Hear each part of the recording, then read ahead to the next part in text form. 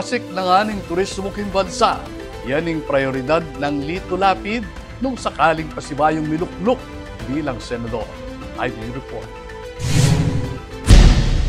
Dinikdik ng re-electionist Senador Lito Lapid ang ulaganing pamagbuong Inclusive Tourism Program king bansa bang makabuong obra, apatasing panakitan dareng LGU at asiguradong seguridad king pamangan dareng pamilyang Pilipino.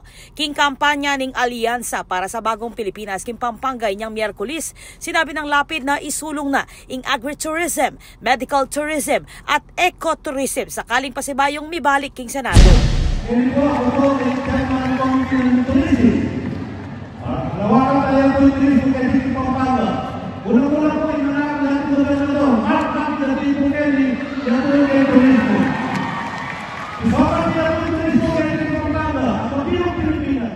Dinikdik na mo naman ng potensyal ng turismo bang apasulong niyang lalawigan. Bilang dating opisyal ng Pampanga, inendorso na lamo naman rin kaparang kandidato lalam ng alyansa kabilang Dina Pia Cayetano, Bong Revilla, Francis Tolentino, Erwin Tulfo, Camille Villar, Abby Binay, Manny Pacquiao, Tito Soto at Benhur Abalos. Iya may katago ni dating Senador Panfilo Lacson ulining health reasons. Ako po, Patricia Mamangon para kay News Force Pampanga. Balitang tutuking balen, susuyo.